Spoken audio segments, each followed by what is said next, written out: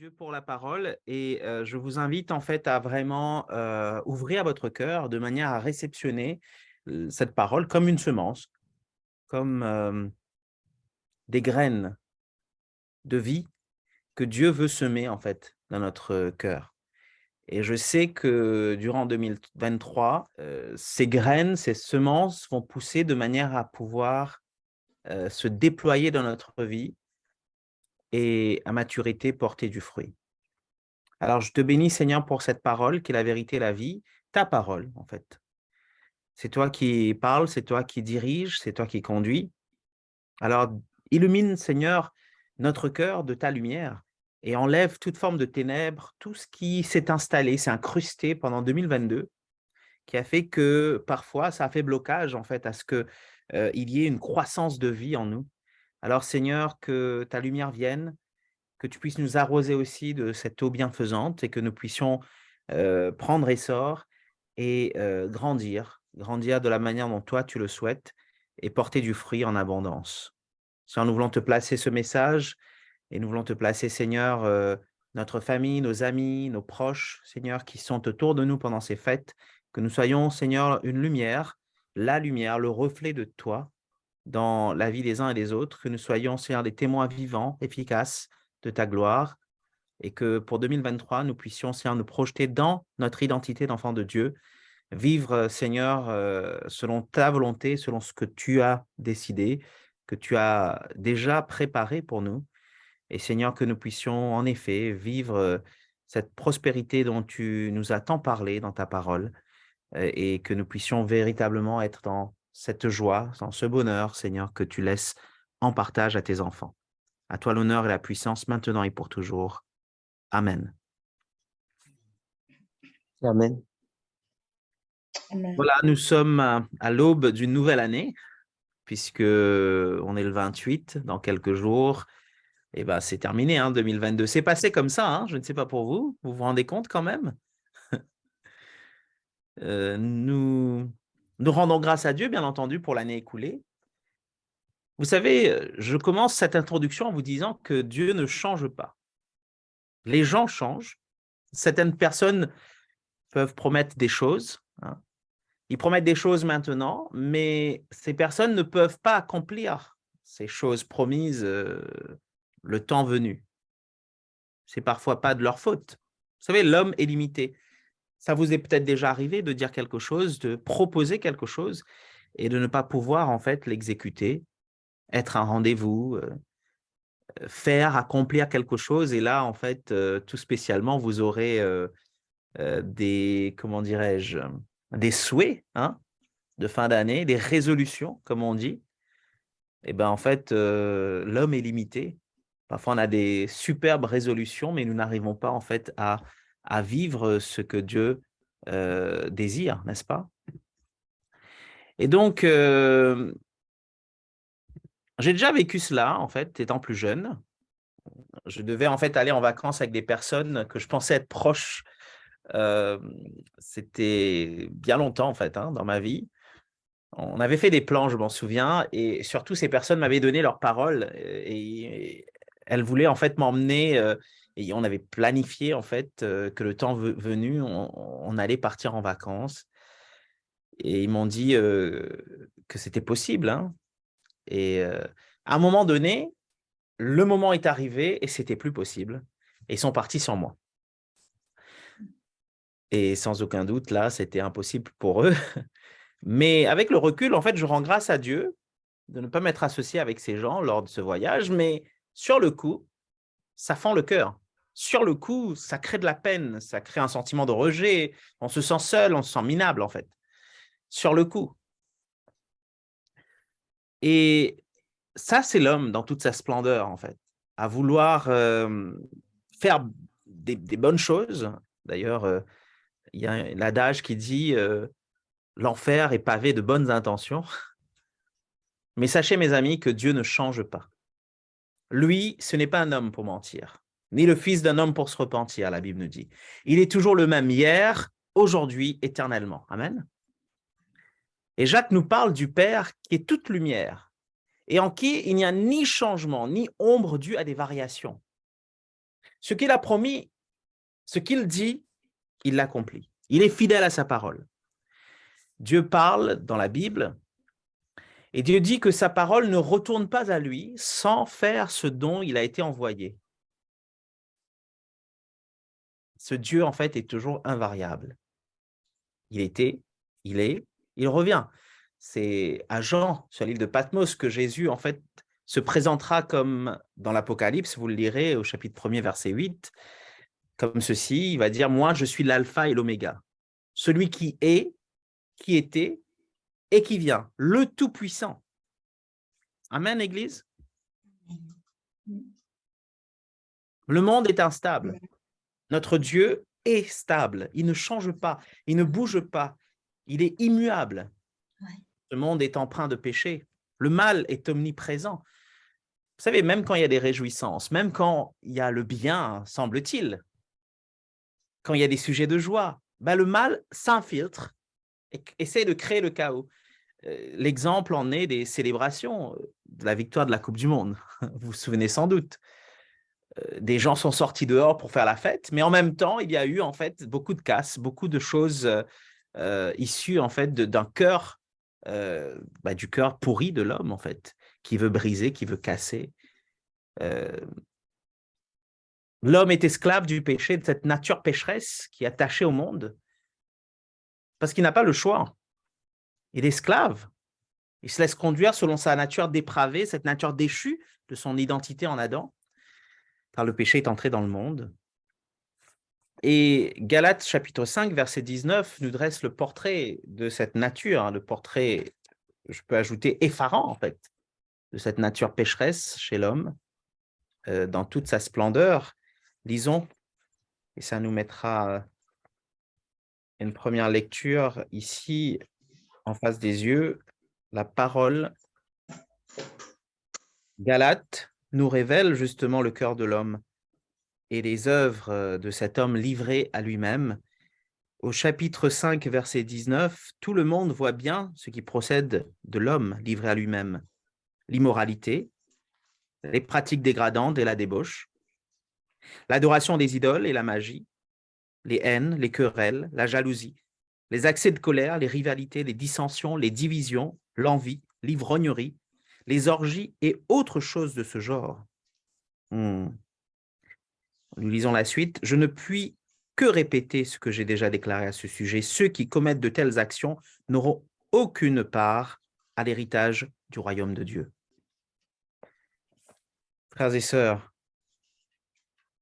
ce monde, en fait, est conduit dans le péché, par le mal, mais nous sommes appelés, nous, à rayonner de Jésus-Christ, à vivre autre chose. C'est pourquoi c'est suivi dans ce passage du fruit de l'esprit. Le fruit de l'esprit, quand je lis au verset 22, c'est l'amour, la joie, la paix, la patience, l'amabilité, la bonté, la fidélité, la douceur, la maîtrise de soi. Et au verset 24, « Or, ceux qui appartiennent à Jésus-Christ ont crucifié l'homme livré à lui-même avec ses passions et ses désirs. » Et nous sommes appelés à marcher selon l'esprit, à vivre selon l'esprit. Colossiens chapitre 1er. Lisons dans Colossiens chapitre 1er. Comme à notre habitude, on va ouvrir la parole de Dieu. Et on lit à partir du verset 23. Cela parle en fait de cette nature, de cette nouvelle nature que nous avons en Jésus-Christ, que nous sommes appelés tout simplement à vivre. Nous sommes appelés à vivre la volonté de Dieu en nous. Au verset 21, « Or, vous, autrefois, vous étiez exclus de la présence de Dieu, vous étiez les ennemis, les ennemis de Dieu, à cause de vos pensées. » Retenez ce mot, pensée. Amen. À cause de vos pensées qui vous amenaient à faire des œuvres mauvaises. Tout commence par la pensée. La pensée, et on en a parlé durant l'année 2022, comme vous le savez, on a parlé des forteresses, mais ces forteresses sont des forteresses de pensée. Ça commence par une pensée, et ensuite, quand nous mettons en exergue cette pensée, ça devient en fait une habitude. Et avec l'habitude, ça devient une valeur, ça devient une routine qui s'installe et incrustée en nous. Et parfois, il y a des choses qui sont là, qui sont faites sans le vouloir parfois, mais pas à la gloire de Dieu. Mais autrefois, vous étiez exclus de la présence de Dieu, nous dit l'apôtre Paul, ici dans la lettre aux Colossiens. Vous étiez ses ennemis à cause de vos pensées qui vous ont amené à faire des œuvres mauvaises. Mais maintenant, au verset 22, Dieu vous a réconciliés avec lui par le sacrifice de son Fils, qui a livré à la mort son corps humain pour vous faire paraître saints, irréprochables et sans faute devant lui. En fait, il ne s'agit pas de nous ici. Il s'agit de lui, de Jésus-Christ, qui s'est sacrifié pour nous. Et il a présenté son sang comme gage de notre sanctification. Il s'est offert, il s'est donné en fait pour nous. Il est mort à la croix pour nous faire paraître saints. Donc quand Dieu, le Père, nous regarde alors que nous étions censés être condamnés, puisque c'est le jugement de Dieu sur l'humanité à cause du péché, et bien en fait Dieu voit Jésus-Christ qui nous représente, Dieu voit le sang de Jésus, le sang de l'agneau sacrifié, et nous sommes maintenant saints, irréprochables et sans faute devant lui. Amen. Mais il nous faut, bien Amen. sûr, demeurer dans la foi. Elle est le fondement sur lequel vous avez été établis. Et donc, la foi est importante. La foi, en fait, est liée au salut, en fait. La foi, je le répète, est liée au salut. Celui qui croira sera baptisé, sera sauvé. Il y a un mystère ici, parce que ce n'est pas nous qui avons choisi en premier. C'est Jésus qui est venu mourir pour nous. On n'était pas encore nés, 2000 ans de cela. Il est mort pour nous, il s'est offert pour nous, mais nous choisissons. Nous avons un choix face, en fait, à ce que Jésus a accompli. Nous faisons confiance dans la parole, nous faisons agir notre foi et nous saisissons le salut. Amen.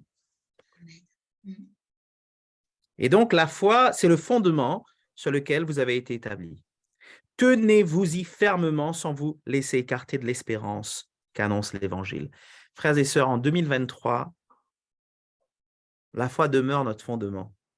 Et il ne faut pas nous en écarter. Il faut y tenir fermement.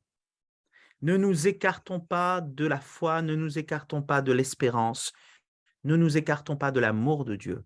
Il est important, en fait, face à ce qu'on a vu tout à l'heure au monde, aux œuvres, en fait, de la chair, à ce que ce monde dépravé a à offrir. Il nous faut fermement nous attacher à la foi en Jésus-Christ et garder notre espérance en lui. Amen.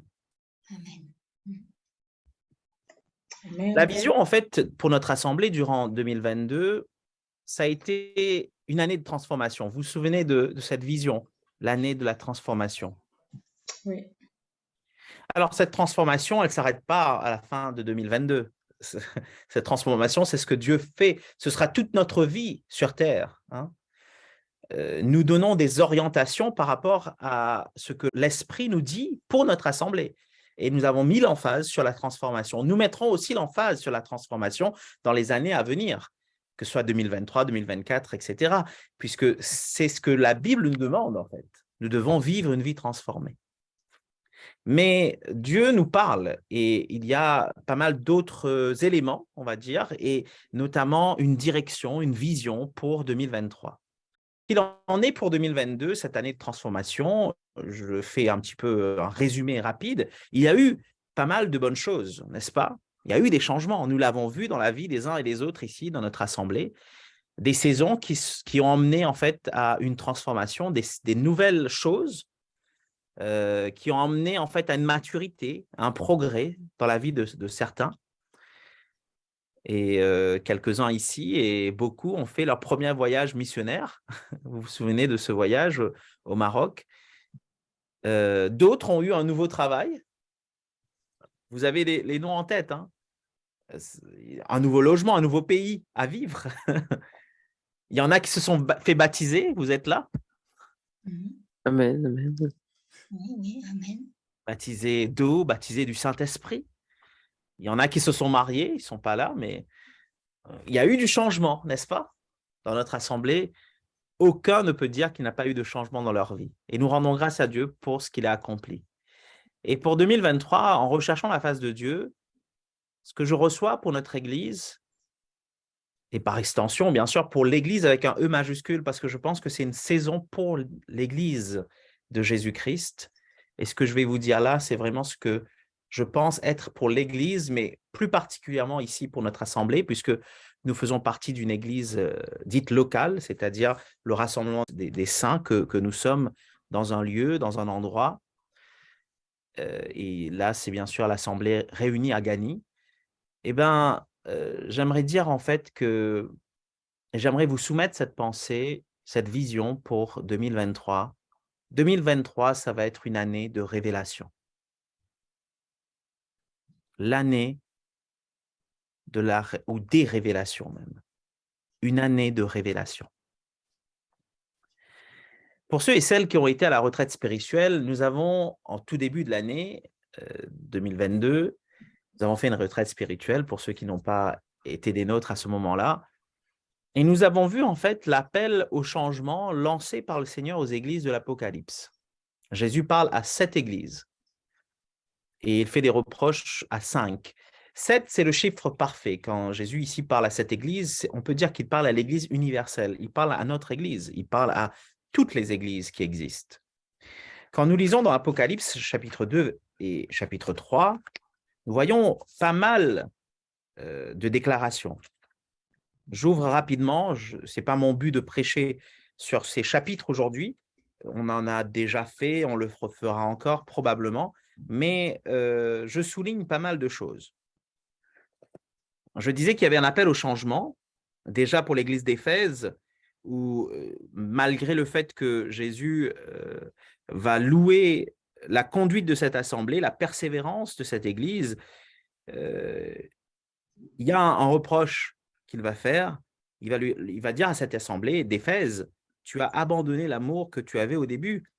Allons, rappelle-toi d'où tu es tombé, change et reviens à ta conduite première.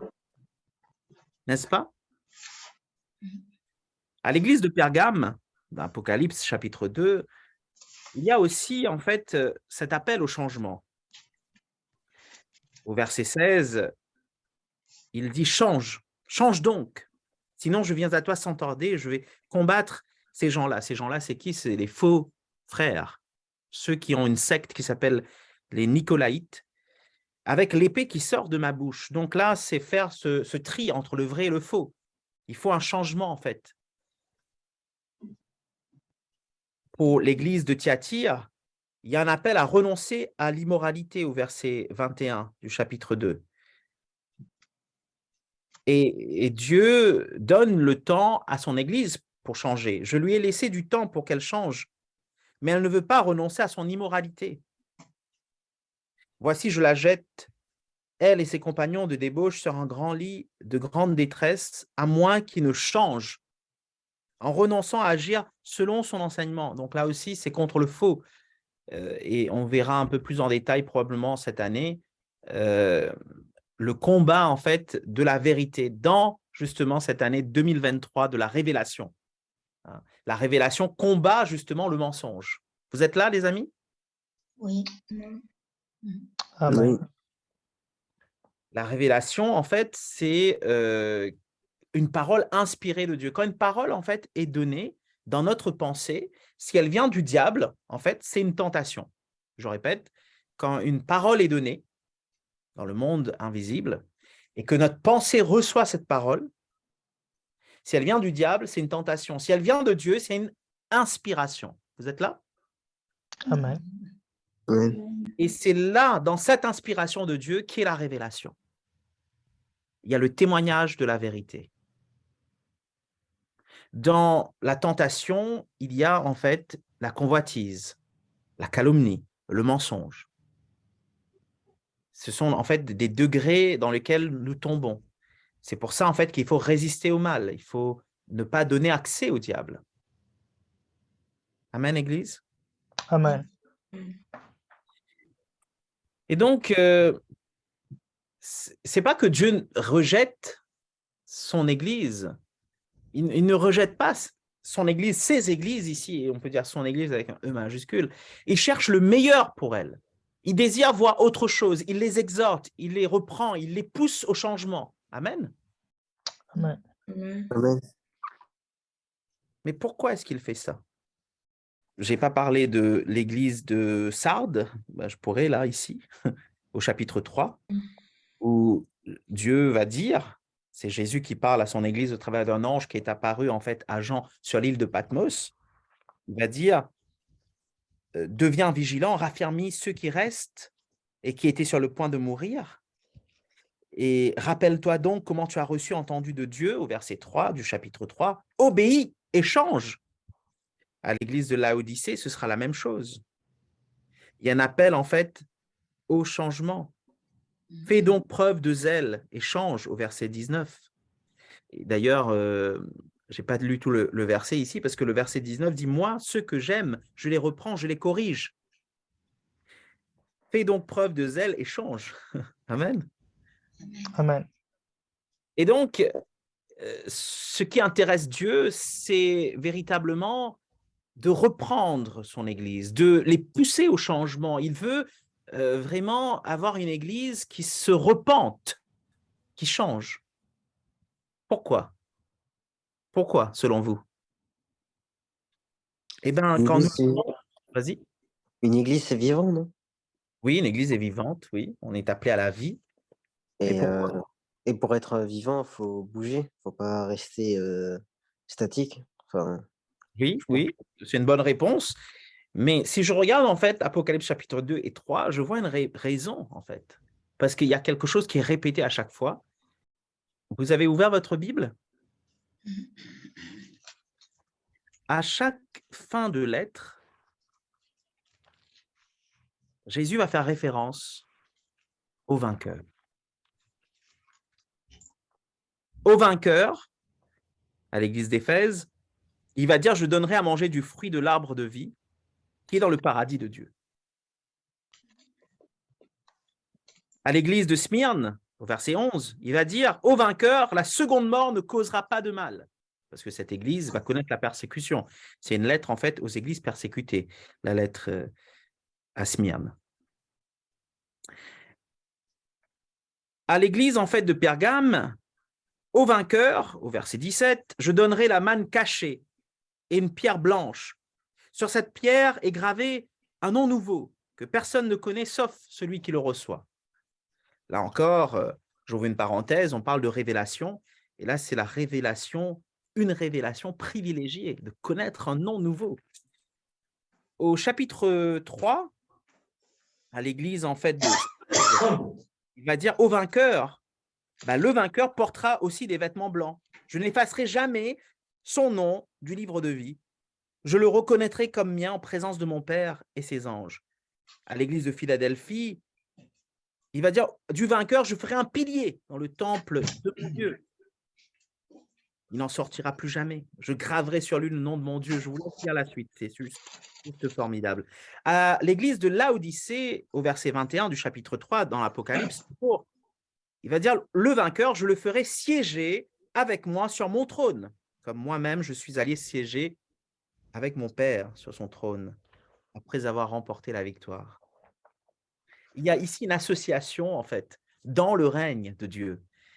Au vainqueur, il y a tous ces privilèges qui sont ouverts. Au vainqueur, il y a un accès illimité au ciel. Moi, je trouve ça juste formidable.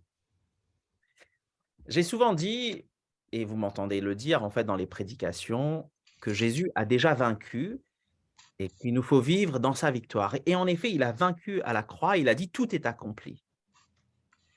Vous m'avez déjà entendu prêcher dessus tant de fois. C'est vrai. Mais j'aimerais dire qu'il y a là une autre perspective pour 2023, pour nous, Église, Épi. Écoute, il y a un combat que nous devons nous aussi mener ici-bas. Pour que nous puissions avoir accès à ces récompenses le moment venu, nous devons être vainqueurs. Tu es là? Est-ce que tu entends cela? Et nous aurons l'occasion de revenir dessus, puisque c'est l'année de la révélation. Il y a pas mal de révélations contenues dans ces propos, mais aussi ailleurs dans la Bible, et le Seigneur va nous y emmener. On va vraiment trouver des trésors, des mystères seront révélés en 2023. Nous en reparlerons cette année 2023. Frères et sœurs, chers amis, c'est l'année de la révélation. Toi qui m'écoutes, toi qui vas écouter ce message ensuite, j'aimerais te dire c'est l'année de la révélation, mais pas n'importe quelle révélation. Ce sera l'année, écoutez bien et notez cela, gardez-le dans votre cœur, ce sera l'année de la révélation de la gloire de Dieu qui se manifeste dans nos vies. Nous découvrirons les récompenses du royaume. Et je pense même que certains vont goûter les prémices de ces récompenses en 2023. Et je ne dis pas ça à la légère, j'ai recherché la face de Dieu, j'ai prié. C'est ce que je reçois de la part de Dieu. Il y aura un renouvellement de la pensée en 2023 pour beaucoup d'entre nous. Regardez ce qu'il est dit dans Romains chapitre 12, ou écoutez tout simplement, ne vous laissez pas modeler au verset 2 par le monde actuel, mais laissez-vous transformer par le renouvellement de votre pensée pour pouvoir discerner la volonté de Dieu, ce qui est bon, ce qui lui plaît, ce qui est parfait. Une révélation de la gloire de Dieu qui se manifeste dans nos vies. Une révélation qui vient de ce que Dieu dit dans l'invisible, ce qui est une parole inspirée de Dieu. Nous allons discerner, soit c'est une tentation, soit c'est une inspiration. Et quand c'est une inspiration, c'est une révélation. Amen. Une révélation remplie de témoignages de vérité. L'année de la révélation de la gloire de Dieu. Notez-le, 2023. Nous allons expérimenter cette révélation de Dieu, la révélation divine, à un niveau plus grand, à un niveau plus intense. Il y a une réalité, en fait, qui nous attend en 2023. Et nous allons l'expérimenter. Nous allons contempler la révélation de Dieu. Alors, la révélation, ce n'est pas juste avoir des paroles, c'est révéler, non, c'est que Dieu va manifester sa gloire. Il y aura une gloire dans sa révélation qui sera manifestée dans notre vie, dans ta vie. Tu vas voir les portes s'ouvrir de manière extraordinaire. Tu vas vivre cette révélation. Tu vas même toucher cette révélation. Frères et sœurs, nous allons toucher à quelque chose. Notre assemblée, notre Église va toucher à quelque chose de divine qui vient de Dieu. Nous allons l'expérimenter. Nous vivons les temps de la fin, mais l'Église va vivre quelque chose comme un renouveau. Comme j'entendais Willy le dire la semaine dernière. Il y a un pasteur qui lui posait la question, il lui demandait « Qu'est-ce que tu reçois pour 2023 ?» Et Willy disait la restauration. Je pense que cette révélation de la gloire de Dieu va venir avec des miracles, va venir avec la transformation, va venir avec la restauration, la guérison. J'ai une invitation pour toi. Es-tu prêt, es-tu prête à vivre dans les profondeurs de la révélation? Amen. Et je ne le dis pas comme ça pour le dire. En recherchant la face de Dieu, j'ai compris que Dieu va se révéler à ceux et celles qui le recherchent de tout leur cœur, de manière surnaturelle. Vraiment. Et donc, il y a des postures à avoir. J'aimerais t'en énumérer quelques-unes. Une des postures, en fait, à avoir face à cette invitation dont je t'ai parlé il y a un instant, es-tu prêt à vivre dans les profondeurs de la révélation? Alors, il faut se mettre dans une posture. Déjà, l'attente de sa présence. C'est la première posture. Nous nous attendons à Dieu. Nous avons de l'espérance dans ce que Dieu veut faire. Nous nous attendons vraiment avec passion. C'est un désir passionné de Dieu. Ça a du sens? Oui, oui. Oui. Une autre posture, c'est l'espérance. Je le disais là il y a un instant, mais c'est carrément une posture, l'espérance. C'est attendre contre toute attente. C'est espérer contre toute espérance. Là. C'est plus fort que l'espoir. Ce n'est pas juste l'espoir. L'espoir, c'est une émotion un peu plus humaine. L'espérance, c'est divin. C'est quelque chose, en fait, de surnaturel. Une des postures que nous devons avoir, c'est la foi. La foi qui est aussi le fruit de l'esprit. La foi, ce n'est pas espérer, c'est autre chose. Espérer, c'est espérer. La foi, ce n'est pas un souhait. On souhaite des choses. Et parfois, on a mal compris en tant que chrétien. On prie en espérant, en souhaitant. Mais non, ce n'est pas la foi. La foi, en fait, ce sont des actions. Quand Dieu dit, Amen. tu agis, tu obéis, en fait. La foi, c'est une petite semence, peut-être, toute petite, peut-être, que tu as, mais ce n'est pas grave.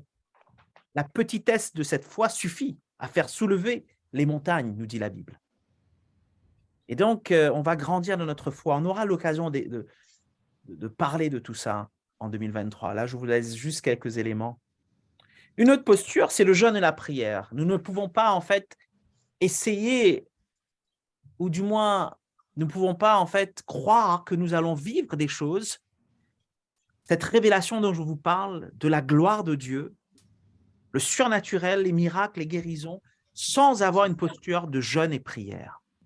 Nous devons jeûner, nous devons chercher la face de Dieu. Jeûner, ce n'est pas juste être en ascète, là, en monk, en moine, sur une montagne ou aller en pèlerinage, etc. Non, non, ce n'est pas ça le jeûne. Brisez cette pensée du jeûne. Le jeûne, c'est rechercher la face de Dieu afin d'avoir une action dans la volonté de Dieu.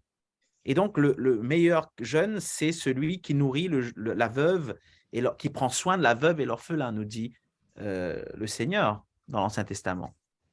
Et donc, du coup, c'est vraiment rechercher la face de Dieu pour pouvoir s'aligner, pour pouvoir aligner notre cœur, notre foi, notre volonté dans la volonté de Dieu. Amen. Et quand nous jeûnons, en fait, on ne fait pas de bras de fer avec Dieu pour lui faire changer d'avis. Non, c'est le contraire. Nous jeûnons, en fait, pour pouvoir emmener notre pensée captive à l'obéissance de Jésus-Christ afin de vivre la volonté du Père. Amen. Amen. Et la prière, les amis, c'est la respiration de l'âme. La prière, c'est parler à Dieu. La prière, c'est pas juste rendre grâce à Dieu pour ton repas ou en te réveillant le matin, dire quelques paroles, balbutier quelques paroles. C'est très bien. C'est très bien en se réveillant. On parle à Dieu. Mais là, je te parle de prière où tu vas chercher la face de Dieu, avoir une conversation avec Dieu. C'est-à-dire, tu parles à Dieu, mais aussi tu écoutes. La prière, c'est pas une liste là que tu fais au Père Noël. Et tu viens, Seigneur, donne-moi ça, donne-moi ci, je souhaite ça, je souhaite ci. Non, non, non. La prière, en fait, c'est une conversation, c'est une vie d'intimité avec le roi des rois, avec notre Créateur. Et une autre posture, alors je parlais de posture de l'attente, de sa présence, l'attente de sa présence. C'est fort quand même. Hein. On s'attend à la manifestation de la présence de Dieu. On s'attend à ce que Dieu nous parle. Je parlais de l'espérance. C'est malgré tout garder cette lueur, garder en fait le flambeau ou la flamme allumée. Vous savez, dans une émission que j'aime beaucoup regarder, Koh-Lanta, un jeu, on éteint la flamme en fait de l'adversaire quand c'est terminé parce qu'il n'y a plus d'espoir, il n'y a plus d'espérance, c'est fini. Mais l'espérance, c'est garder cette lumière. Et d'ailleurs, il n'éteint pas, lui, le lumignon qui fume encore. Donc, Dieu nous respecte et il fait grandir cette espérance en nous. Amen, Église? Amen. Ensuite, la foi. Et là, je parlais du jeûne et de la prière. Et maintenant, je te parle de la sanctification. C'est-à-dire la sainteté et la consécration. Tu veux vivre dans cette intimité avec Dieu. Mais est-ce que tu te consacres? Est-ce que tu consacres ton temps? Est-ce que tu consacres ton argent? Est-ce que tu consacres en fait tout ce qui est tien à 100% et tu distribues là où Dieu veut, que ce soit ton temps, que ce soit en fait ton énergie, que ce soit ton argent, dans les articulations en fait des jours et des semaines et des mois et des années qui passent. Est-ce que tu te sanctifies? Est-ce que tu te consacres? Est-ce que tu vis dans la pureté, dans la sainteté? Et on aura l'occasion peut-être d'approfondir dans la révélation que Dieu a prévue pour son assemblée, pour l'épi, en 2023. Je ne sais pas pour vous, mais comme disent les Anglais, I am excited.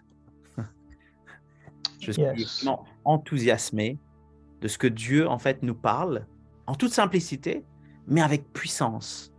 Et je sais qu'en 2023, nous allons expérimenter la révélation de la gloire de Dieu. Il y a des domaines encore où tu attends, où tu espères, où tu cherches, où tu désires le miracle, mais tu auras une révélation de sa gloire dans ce domaine. Et tu vas voir que Dieu va agir de manière extraordinaire. Parce que nous ne sommes pas Amen. nous sommes ses enfants. Nous sommes le troupeau de son pâturage. Il est le bon berger. Il nous garde, il nous dirige, il nous conduit. Église, entends que pour 2023, ce sera l'année de la révélation de la gloire de Dieu. Amen. Amen. Amen. Alors Seigneur, je veux te remercier pour cette parole, pour cette direction. Je veux te dire merci. Parce que tu parles tantôt d'une manière, tantôt d'une autre. Et ce que tu dis, Seigneur, nous voulons l'accepter comme étant inspiré de Dieu. Une parole réma, une parole logos, reçue de Dieu, reçue d'en haut. D'ailleurs, tu es la parole incarnée. Et en 2023, nous allons vivre de révélation en révélation. Nous allons vivre ces révélations pour que tu te glorifies dans ton assemblée, que tu te glorifies dans les pierres vivantes que nous sommes. Pour la gloire de Jésus-Christ. Pour la gloire de Jésus seul. Et Seigneur, nous voulons vivre, oui, la révélation de ta gloire pour ton Église et pour chacune des pierres vivantes, pour nos foyers, nos maisons, nos familles, nos amis, là où tu nous places, peu importe où nous sommes. Je te bénis, Seigneur, encore pour la direction que tu donnes à ton Église pour 2023. Gloire et honneur te soient donnés, te soient rendus, maintenant et pour toujours. Amen. Amen. Amen. Amen.